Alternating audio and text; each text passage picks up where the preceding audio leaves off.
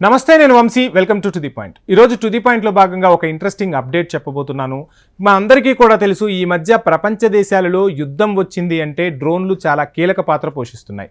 So Bharat కూడా డ్రోన్లపై దృష్టి సారించింది. ఇప్పుడు ప్రపంచ దేశాలన్నీ కూడా ఆయుధ సామాగ్రితో పాటు డ్రోన్లను ఎక్కువగా సమకూర్చుకునేందుకు ప్రయత్నాలు చేస్తున్నాయి. అటువంటిదే భారత సర్కార్ కూడా 33,000 కోట్లు పెట్టి అమెరికా నుంచి డ్రోన్లను కొనేందుకు ఒక అంగీకార పత్రాన్ని అయితే చేసుకుంది. అసలు వీటిని ఎక్కడ వాడతారు? ఇండియాకు 31 ఆర్మ్డ్ MQ-9B డ్రోన్లు ఎందుకు అంత అవసరం? భారత్ ఇంత పెద్ద ఎత్తున నిధులు వెచ్చించి అమెరికా నుంచి ఈ డ్రోన్లను ఎందుకు కొంటుంది అనేది నేను మీకు ఈ వీడియోలో చెప్పే ప్రయత్నం చేస్తాను.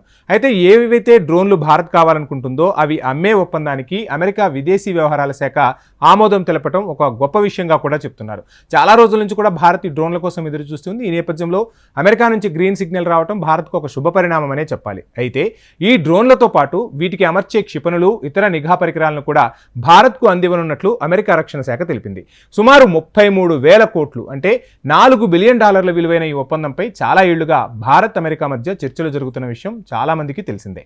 ఇక సైనిక అవసరాల కోసం ఈ డ్రోన్ల కొనుగోలుపై భారత్ 2018 నుంచి ఆసక్తి కనబరిచింది. అంటే ఒక 18 నుంచి ప్రయత్నాలు చేస్తూ ఉంటే ఇప్పటికీ బైడెన్ సర్కార్ ఆమోదముద్ర అయితే వేసింది. అయితే ఆయుధాల కొనుగోళ్లలో రష్యాకు దగ్గరవుతున్న భారత్ను తమ వైపు తిప్పుకునే ప్రయత్నంగానే ఇప్పుడు అమెరికా ఆమోదాన్ని తెలిపింది అంటున్నారు. అంటే అమెరికా ఎప్పటికీ మనకు ఆయుధాలకు సంబంధించి ఒక గ్రీన్ సిగ్నల్ ఇవ్వకపోవడంతో రష్యా నుంచి మనం ఏవైతే ఆయుధాలను కొనుగోలు చేస్తున్నామో అటువైపే భారత్ మొగ్గు చూపడంతో ఒక్కసారిగా అగ్రరాజ్యం అమెరికా భారత్ వైపు అడుగులు వేసిందని చెప్తున్నారు. ఇక డ్రోన్ల కొనుగోలుకు అమెరికా సమ్మతి లభించడంతో భారత్కు పెద్ద అడ్డంకి తొలగిందని చెప్పొచ్చు.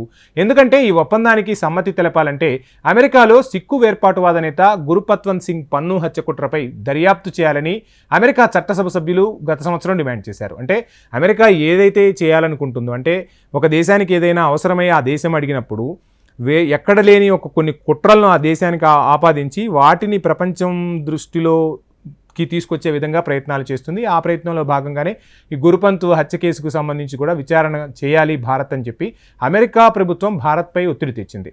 దానికి సంబంధించి భారత్ ఎలా అయితే ముందుకు వెళ్తుందో చెప్పడంతో ఇక డెమోక్రటిక్ ఎంపీ బెన్ కార్డిన్ ఆ విషయాలన్నీ కూడా చెప్పుకొచ్చారు. భారత్ ఎలా స్పందించింది ఏంటి అనేది. ఇక హత్య కుట్ర విషయంలో దర్యాప్తు జరగాలని, భారత్లో కూడా ఇలాంటి కార్యకలాపాలకు జవాబుదారీతనం ఉండాలని అమెరికా చెప్పింది అని బెన్ కార్డిన్ అన్నారు. ప్రధాని నరేంద్ర మోదీ గత సంవత్సరం అమెరికా పర్యటనకు వెళ్ళినప్పుడు ఒప్పందాన్ని వేగవంతం చేయాలని సూచించారని కూడా రాయిటర్స్ అనే ఒక ప్రముఖ వార్తా సంస్థ తెలిపిన విషయం కూడా అందరికీ తెలిసిందే. అసలు ఈ ఒప్పందం కింద భారత్కు ఏమేమి ఇస్తారు అనేది ఇప్పుడు నేను మీకు చెప్పే ప్రయత్నం చేస్తాను. ఈ డ్రోన్ల విక్రయ ఒప్పందాన్ని ఆమోదిస్తూ అమెరికా రక్షణ భద్రతా సహకార సంస్థ అక్కడి పార్లమెంట్లో ఒక స్పష్టమైన ప్రకటన చేసింది. ఈ డ్రోన్ల కాంట్రాక్ట్ను జనరల్ అటామిక్స్ ఏరోనాటికల్ సిస్టమ్స్ కంపెనీకి అప్పగించినట్లు పెంటగాన్ స్పష్టం చేసింది. ఈ ఒప్పందంలో భాగంగానే భారత్కు 31 సాయుధ MQ-9B స్కై గార్డియన్ డ్రోన్లు, కమ్యూనికేషన్ నిఘా పరికరాలు అందించనుంది అగ్రరాజ్యం. వీటిలో 170 AGM-114R హెల్ఫైర్ క్షిపణులు ఉంటాయట.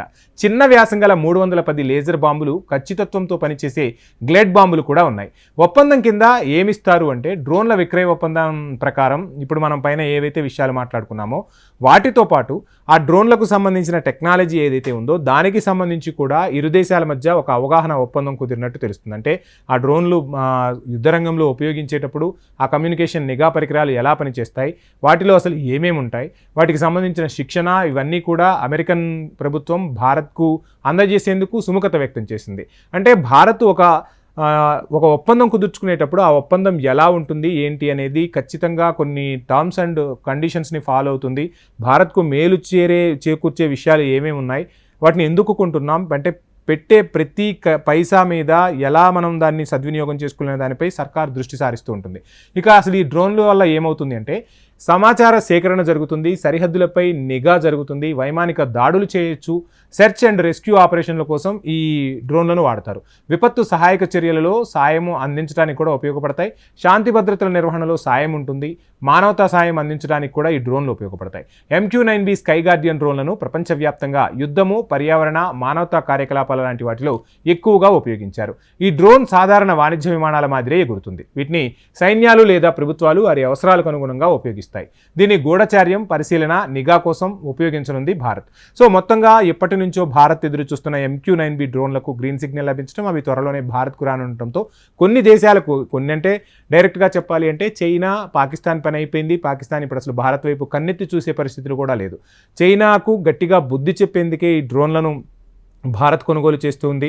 అదేవిధంగా ప్రపంచ దేశాలు కూడా డ్రోన్ల టెక్నాలజీతో ముందుకు వెళ్తున్న సమయంలో ఆయుధ సంపత్తిని పెంచుకునే దేశాల్లో భారత్ కూడా అగ్రగామిగా నిలుస్తుంది. ఇటువంటి ఆయుధ సంపత్తిని పెంచుకోవడం కూడా ఇప్పుడు భారత్కు చాలా అవసరమని అంతర్జాతీయ నిపుణులు చెప్తున్నమాట. ఇది ఇవాల్టి to the point. Please subscribe HM TV.